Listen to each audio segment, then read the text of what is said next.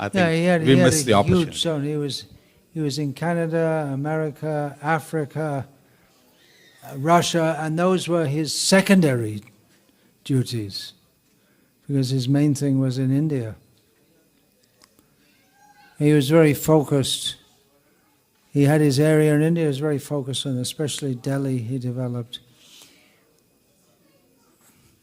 I wasn't prepared to say something, but it just came to my mind that we know that Srila Prabhupada, he often quoted this Bharata Bhumite Hoila Manusha Jammaja Jammashata Kari Kara Para Upaka. Those who are born in the land of India, they should, human birth in India, they should make their lives successful, which means by Krishna consciousness, and do good for others, which means to preach Krishna consciousness. And Srila Prabhupada gave special attention to Indians, especially from an educated background, who took to Krishna consciousness, because, took to Krishna consciousness, Srila Prabhupada said everyone in India is Krishna conscious. But those who became his disciples, or who even showed any sign of becoming his disciples, especially more educated ones, because in those days hardly anyone was coming. Very few Indian devotees came in those days, and most of them that came, Srila Prabhupada himself said, most of them came to steal, unfortunately, in those days. So there were a few who Srila Prabhupada gave special attention to, mostly those who had joined overseas. He gave Gopala Krishna Maharaj was one of the, I think the first actually. I think he was probably the first of Srila Prabhupada's Indian disciples in the West. And of course he was from an educated background, which was not very common in those days at all. And for Indians to go to the West at all was not common at all. And Srila Prabhupada commented about Indians in the West. He said, "New crows eat more stool." He wasn't very impressed. He said, because Indians have gone to the West for sense gratification, and they're more enthusiastic about it than the Westerners. And he said, "New crows eat more stool." And he even said at one point that, he said different things at different times, but if he did see someone, an Indian who was seriously interested, Srila Prabhupada gave him a lot of attention, because he thought that, obviously these people they have a much more potential. They have basic potential and punya far more than almost all of his Western disciples who were just living degraded lives. Most of them had never had any responsibility, and they didn't have any culture, nothing they knew about Krishna. So Gopala Krishna Maharaj was the first who Srila Prabhupada gave a lot of attention to. And others later were Yashomati Nandan, Swarup Damodar, who later became Swarup Damodar Maharaj, and a friend of Swarup Damodar, who was Ramananda, but he passed away quite soon. He was a professor. Shubhag Swami was there, Prabhupada gave him attention also, and then later, Bhakti Charu Swami, much later came, just at the end, but Prabhupada took him right under his wing and gave him so much attention. There were other Westerners who joined in the West, Ram Shraddha, Brajendra Nandan, but some in particular, Srila Prabhupada gave a lot of attention to and gave them a lot of responsibility.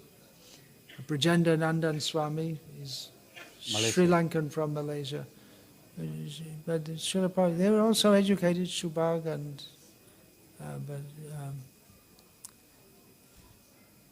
and then Srila Prabhupada immediately gave him so much responsibility. When he brought him back, he wanted to bring him back to India, and he gave him so much responsibility. And the GBC job in India, Srila Prabhupada was having so much difficulty. He was trying to make a GBC for India, but they all literally ran away. They couldn't do it.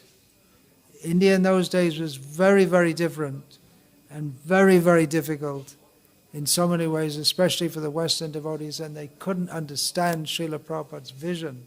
Because in the West they were making so many devotees, and in India, I came in 1976, first of all, to India, 1977, with the idea of staying, which I more or less did.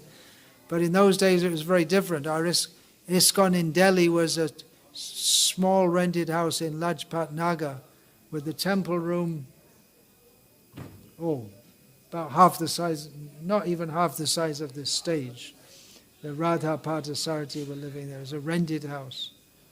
And that was better than the place they had previously, I was told.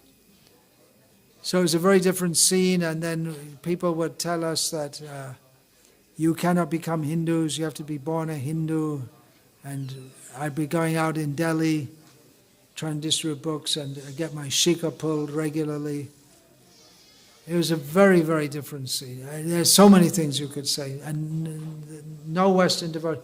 I think Tamal Krishna Maharaj was the longest who stayed as GBC in India. And then he left also. But then Prabhupada brought Gopal Krishna Maharaj, and he stuck it out. And it wasn't easy for him either.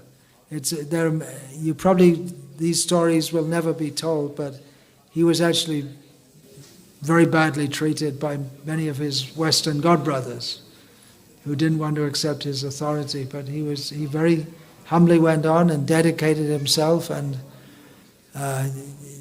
so many people Western godbrothers in India would complain about him to Prabhupada as they complained about everyone. Everyone was complaining about everyone else, but he just went on. He just went on, and he was committed to doing what Srila Prabhupada told him to do. And two of the main services that Srila Prabhupada told him to do was to publish his books in different languages. He was very dedicated to that throughout his whole life, and to develop Krishna consciousness in Delhi. And Prabhupada said we can have, I think he said 9 temples, and I think he exceeded that in Delhi. So there are just a few words off the top of my head. He's very, very dedicated to Srila Prabhupada's vision, very, very dedicated to the system of governance, GBC. Now it's in your hands.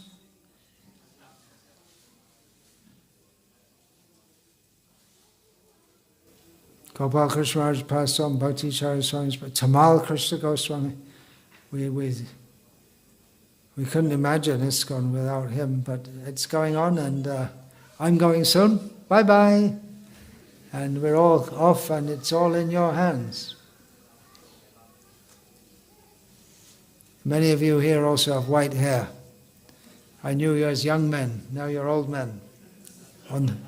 So, yeah. Over to the young men. So one trick to remain young forever is to have shaved head. And then you can't tell whether it's white or... White. Yeah, and if you might just get it automatically also. You just go bald, right?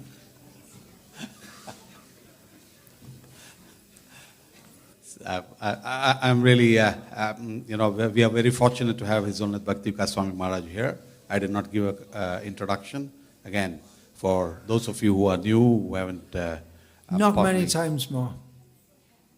Pardon me? Not many times more. Unlikely. What? I won't be coming here many times more. That's for us to invite you and have you. Yeah, you can invite, but the body's not going to last that long, is it? Yeah, seriously. I mean, Maharaj, you are one of the youngest of Srila Prabhupada's disciples. Let's be realistic. And also, I'm thinking, I've been saying this for years, as my strength and energy ebbs away, last year I want to sit down more and finish some more books. These are, it might sound puffed up, but I'm writing important books. This Mood and Mission of Srila Prabhupada is a very important book. I have more important books to write, so that's probably more important than running around here and there. They're young sannyasis. There's many good young sannyasis, non-sannyasis, there are many good preachers.